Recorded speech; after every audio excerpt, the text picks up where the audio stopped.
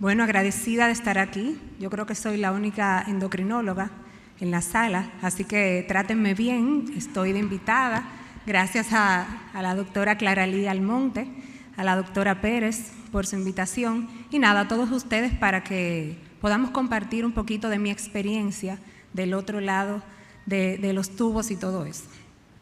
Nada, esta es mi conferencia, Impacto de la Obesidad en MASLD. Estos son mis conflictos de interés, no tengo ninguno por el momento. Y vamos a definir durante esta charla de manera rápida lo que es el MASLD y su vínculo con la obesidad, revisar la fisiopatología y la progresión y abordar un poquito acerca de lo que es el diagnóstico desde el punto de vista del endocrinólogo y que también les puede servir a ustedes. Como todos saben, pues la MASLD se va a definir ya como la presencia de esteatosis hepática, grasa hepática, con al menos uno de estos 5 factores de riesgo cardiometabólico, como son la obesidad troncal, vamos a tener la resistencia a la insulina y la hipertensión y la dislipidemia caracterizada sobre todo por una disminución de los triglicéridos. Esta nomenclatura, recuerden que era NAFLD y pasó a MASLD en junio del 2023 y realmente aquí lo que se quiso fue definir como la presencia de esteatosis hepática en más del 5% de los hepatocitos en ausencia del consumo de alcohol por encima de un umbral de 20 gramos por día en mujeres y 30 gramos por día en los hombres. Y la esteatopatitis no alcohólica, el NASH, era el subtipo más grave, ahora va a ser MASH, y el MetALD, que es el que abarca sí ya personas con el trastorno metabólico, pero que sí tiene un consumo de más de 140 gramos de alcohol en las mujeres y más de 210 en los varones. Ahora bien, ¿qué tenemos en lo que es la obesidad y el MASLD, en la obesidad global? Vemos que realmente se estima que entre el 17 y el 46% de los pacientes adultos europeos sufren ya de MASLD con un promedio entre un 25 a un 30%. El problema no es ese, fíjense cómo nosotros en América Latina tenemos un 44.4% de la población que también está sufriendo de esta condición. Se encuentra directamente proporcional y relacionada con la ingesta calórica, la falta de actividad física y la obesidad. Aquí tenemos nuestro mapa de lo que es la obesidad a nivel mundial. Esto fue publicado en la AACE, en la Asociación Americana de Endocrinólogos Clínicos, en mayo de este año, y nos podemos fijar cómo en el Caribe, fíjense que estamos aquí, entre 20 y 29% de nuestra población en América Latina pues va a tener obesidad, pero en nuestro país, en la prevalencia aquí, la prevalencia media es de 20%, fíjense cómo Estados Unidos está en primer lugar con prácticamente un 40% de obesidad y ya le sigue lo que es México. Pero fíjense nosotros cómo estamos. En República Dominicana el 70% de la población dominicana tiene sobrepeso u obesidad. Esto fue un estudio que se realizó en el 2021 entre 6.500 adultos y se vio que un 36% estaba en sobrepeso, pero un 33% ya cursaba con obesidad. Quiere decir que el 70% de nuestra población está fuera de su peso ideal o de su peso saludable. Ya este año, en el 2025, en marzo, el Lancet está cambiando lo que es la clasificación de la obesidad, porque todos sabemos que utilizamos como un parámetro diagnóstico, como un medidor, es el índice de masa corporal, que es el peso en relación a la talla. Pero ¿qué pasa? Aquí no medimos grasa, aquí no se sabe la masa muscular. Entonces eso subestimaba lo que es la patología que realmente teníamos enfrente, que es el exceso de grasa y que como esos adipocitos y ese tejido que les voy a explicar más adelante se convierte en un patrón anormal y nos va a producir todas estas enfermedades que tenemos a mano. Entonces ya a partir de marzo la clasificación de obesidad va a cambiar o cambió. Y aquí realmente van a proponer una obesidad preclínica y la clínica ya con un enfoque mucho más personalizado, tanto en lo que es el diagnóstico, el tratamiento y cómo vamos a abordar esta enfermedad, que de hecho fue declarada la obesidad como enfermedad en el 2013. Recuerden que antes se consideraba como un signo, un síntoma, algo que no tenía que ver nada con enfermedad, pero lamentablemente ya tenemos que considerarla por sus grandes alcances a nivel de todas las patologías que vemos, cardiovascular y demás. Entonces, se va a promover lo que es un estilo de trabajo multidisciplinario. Entonces, ¿qué pasa en la obesidad en adultos? Es igual también pasa en los niños, pero me toca en esta parte hablar de los adultos. Es un factor de riesgo mayor para MASLD y para MASH. Ustedes ven cómo una de las complicaciones principales de la obesidad siempre va a ser lo que es la enfermedad hepática no alcohólica. Entonces, todo derivado del mismo problema que es la obesidad. Entonces, esto tenemos que tenerlo bien en cuenta cuando evaluemos a nuestros pacientes con obesidad, el riesgo. Entonces, los pacientes con obesidad tienen múltiples complicaciones, todas las comorbilidades relacionadas con el peso, osteoartrosis, diabetes, enfermedades cardiovasculares, tenemos también enfermedades pulmonares obstructivas, tenemos el síndrome de ovario poliquístico en las mujeres, pero la esteatosis, la esteatopatitis no alcohólica realmente viene representando y viene creciendo, y es algo que nosotros, así como decía la doctora Marlene, vemos día a día en nuestra consulta y ya los estamos derivando para un mejor control.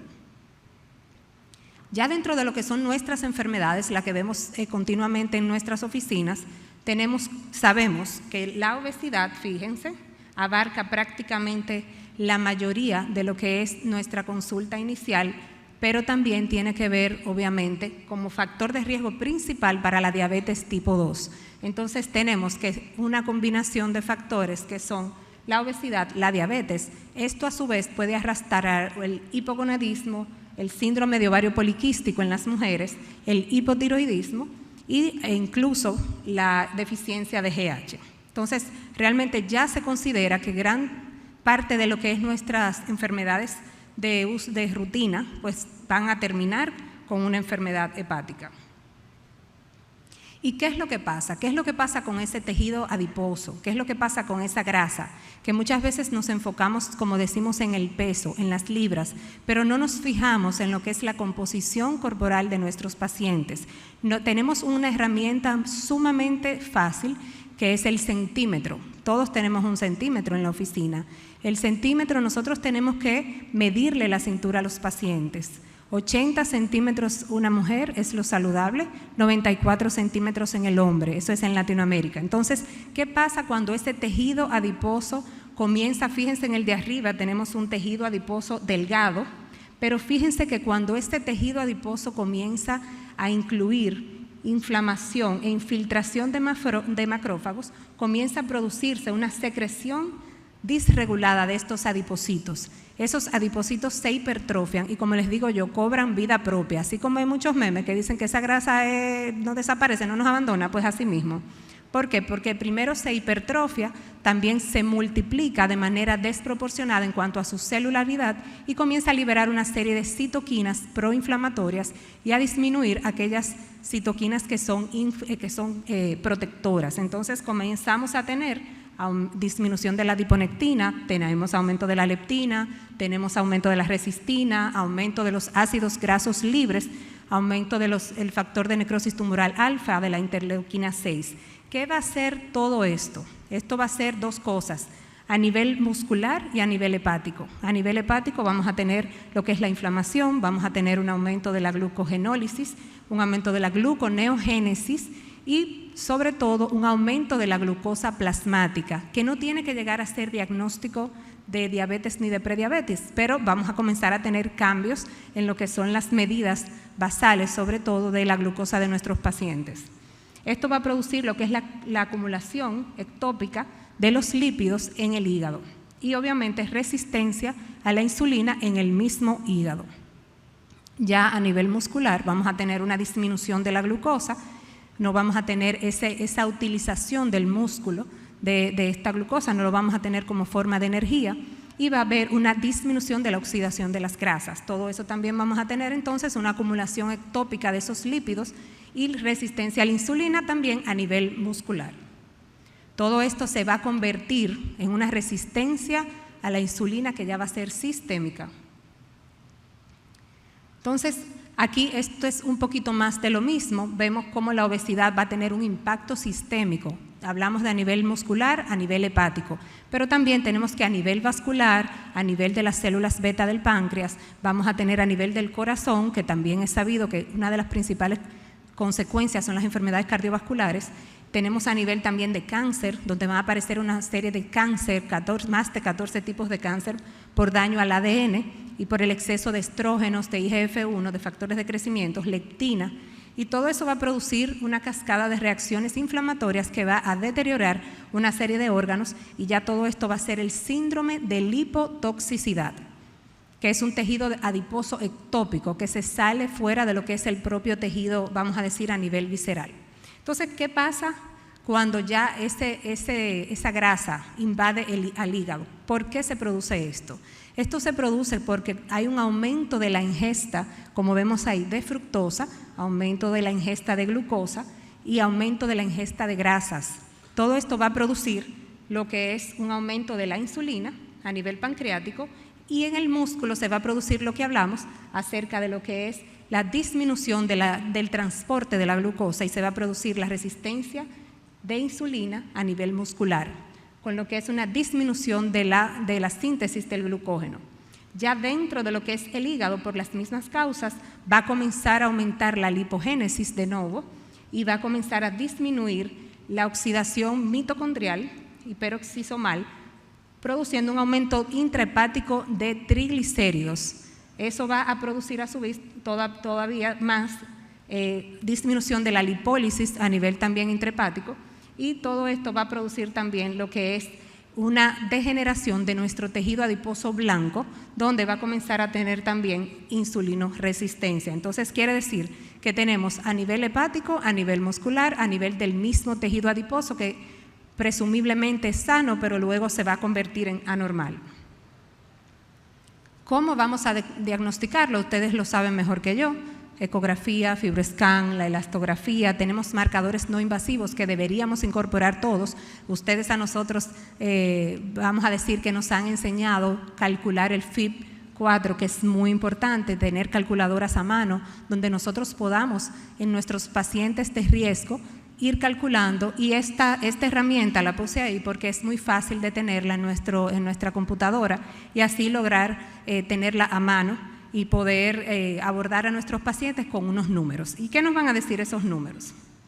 Realmente esto lo que vamos a medir es, lo que queremos es prevenir la cirrosis. Como todos saben, la evolución del MASLD en NASH y luego en cirrosis y luego en hepatocarcinoma, pues realmente es una realidad. Entonces tenemos que prevenir el avance, la progresión. ¿Y cómo lo vamos a hacer? Pues tenemos que en pacientes, todos los pacientes prediabéticos, diabéticos, con obesidad, que tengan síndrome de ovario poliquístico, algún dato de insulinoresistencia, debemos de medir este FIB-4. Ese FIB nos va a decir un número, menos de 1.3. Menos de 1.3 va a ser aquí de bajo riesgo. Entre 1.3 y 2.67 va a ser de riesgo intermedio, y más de 2.7 pues ya se va a considerar de alto riesgo para lo que es la fibrosis.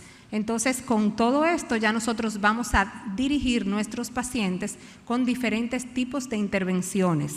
Por ejemplo, vamos a dirigirlo a hacerle la elastografía, ya aquellos pacientes que salgan con un bajo riesgo, pues igual también tenemos que esos pacientes los podemos seguir nosotros como endocrinólogos, el médico de atención primaria, los nutriólogos, los dietistas certificados, pudieran manejar lo que es este tipo de pacientes. Ahora bien, cuando ya hay un paciente con un riesgo intermedio o un riesgo mayor, pues lo ideal es derivarlo a un especialista en gastroenterología y un hepatólogo. Entonces es importante que tengamos eso claro.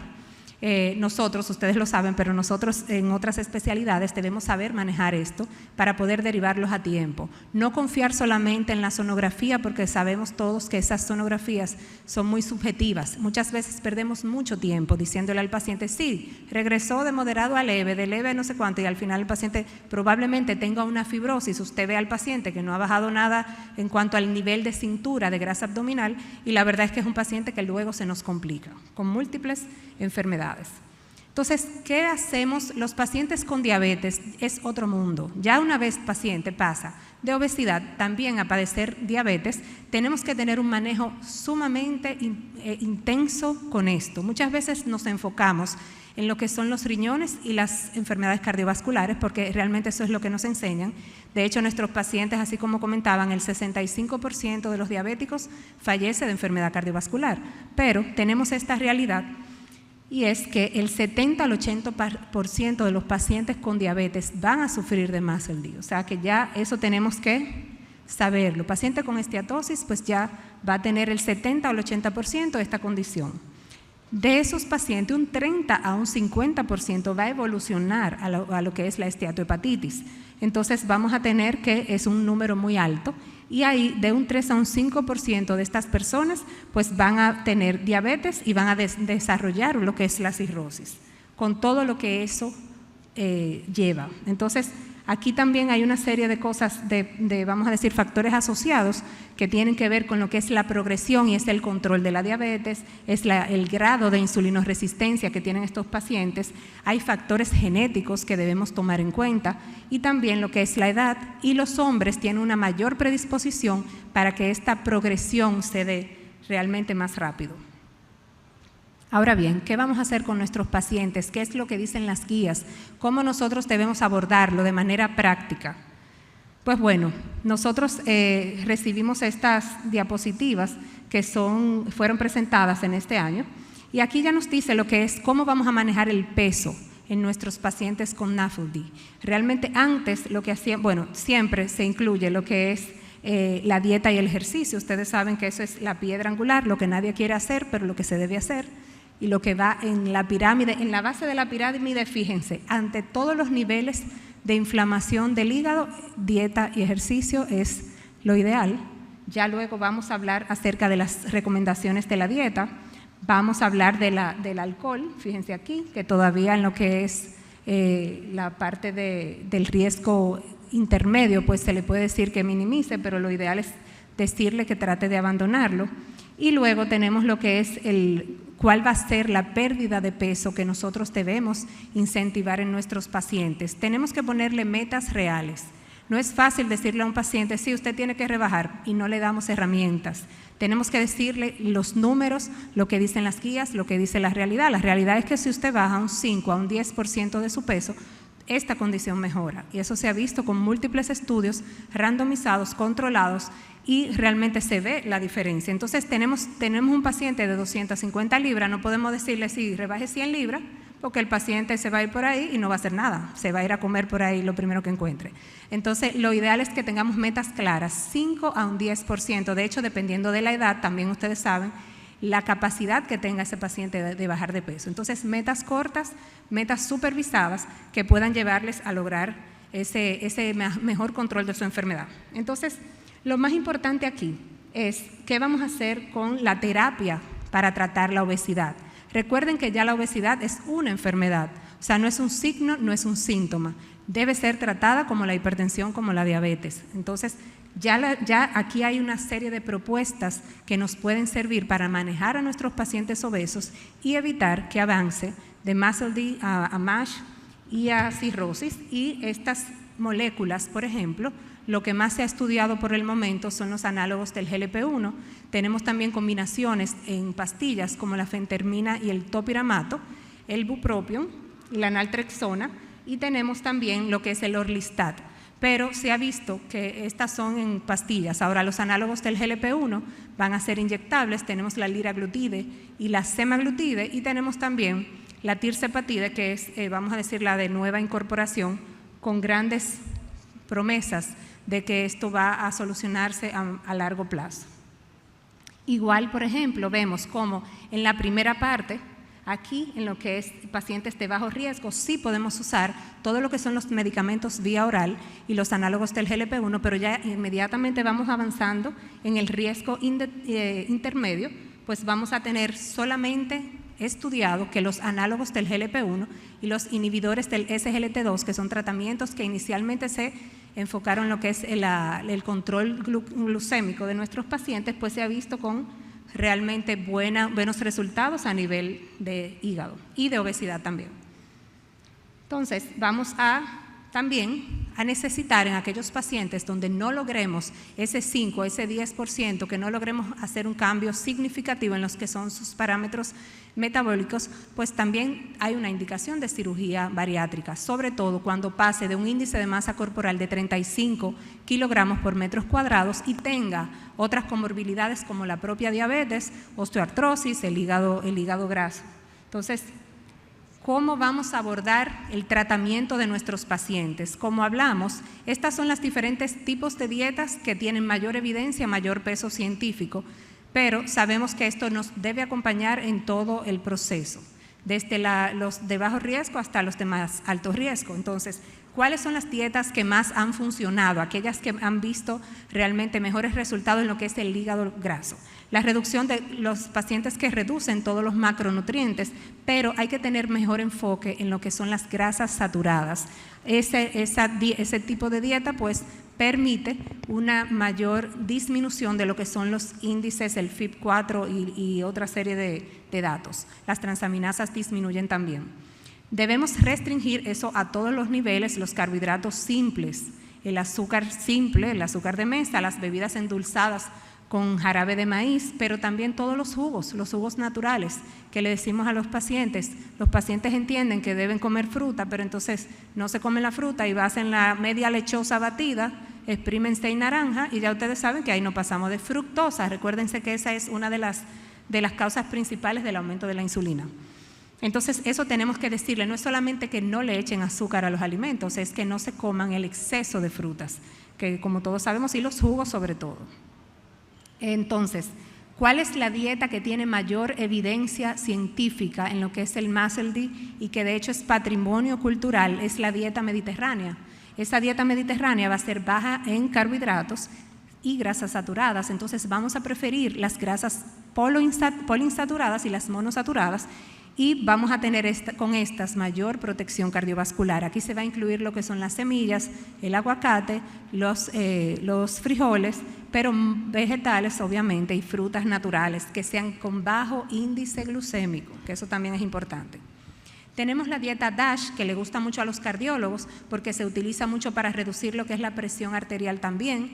Y en esta dieta DASH lo que hace es, sí, aquí es más rica en frutas, pero volvemos a lo mismo. Tenemos que educar a nuestros pacientes acerca de cuáles son esas frutas que tienen mayor impacto en lo que es la insulina. Entonces hay ya guías dominicanas. De hecho, la doctora Dolores Mejía de la Plaza de la Salud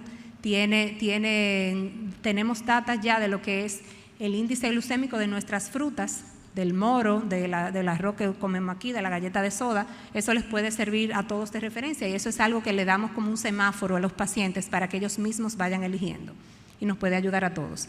También tenemos una dieta alta en proteínas donde vamos a aumentar la carga proteica, preferiblemente proteínas magras, carnes blancas, pescados, 40% de carbohidratos y un 30% de grasas, pero volvemos a lo mismo, que sean grasas saludables.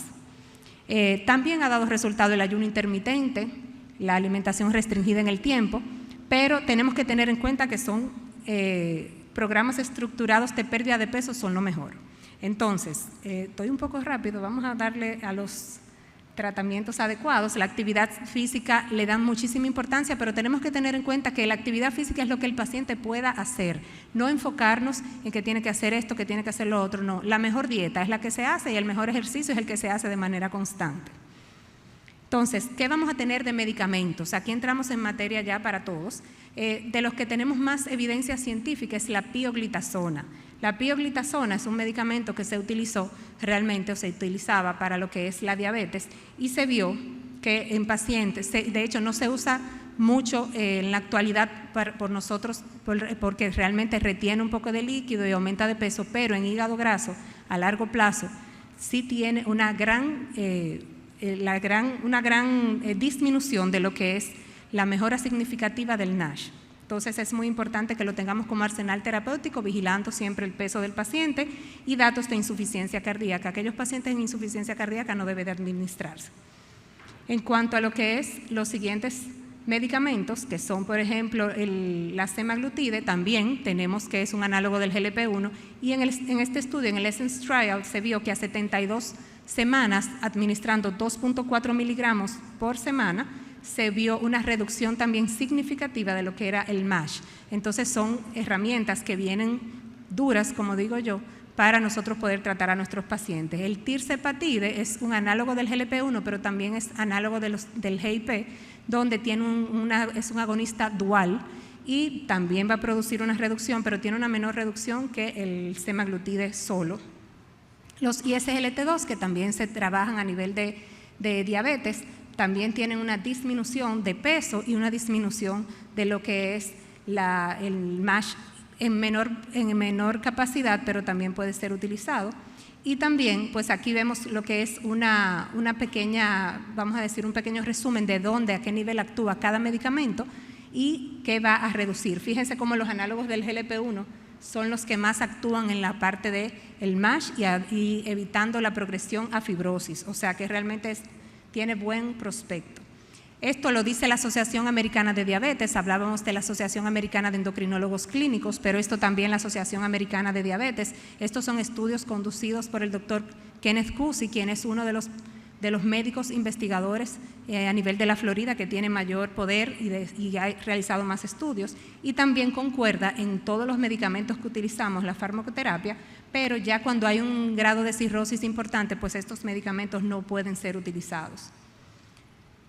¿Qué tenemos que tener en cuenta? Realmente tenemos que tener la reducción del riesgo cardiometabólico en obesidad y diabetes. Así como hablábamos al principio que solamente nos enfocábamos en riñón y en corazón, fíjense cómo ya ahora nosotros también incluimos el hígado como parte de nuestro triángulo de protección. Así que aquí es que tenemos que enfocarnos. ¿Qué vamos a llevarnos a casa? Debemos saber que el cribado de los pacientes es importante, medir el FIB-4. Todos los pacientes que tengan alto riesgo deben ser derivados a un hepatólogo. Los cambios en el estilo de vida que hablamos, dieta, ejercicio, con un déficit energético que puedan producir una disminución de peso, pues nos va a ayudar a reducir el riesgo cardiovascular. El tratamiento realmente debe incluir medicamentos para bajar de peso, sobre todo si son pacientes con una obesidad mórbida y con otras comorbilidades, y se debe incluir un análogo del GLP-1. Además, algunos medicamentos para la diabetes como la pioglitazona junto con los análogos del GLP-1 pueden juntarse y ser mejores para lo que es el MASH. El manejo también debe de incluir un control cuidadoso de factores de riesgo cardiovascular como la hipertensión, no olvidarnos de la hipertensión y la dislipidemia aterogénica, y la atención actual se basa en el diagnóstico temprano, y como hablamos al principio, una disminución de un 5 a un 10% del peso corporal. No olvidarnos que es importante el manejo multidisciplinario. Cuando no sepamos, no tengamos la capacidad o cuando tengamos que auxiliarnos de algún otro especialista, pues derivarlos a tiempo. Nada, muchas gracias.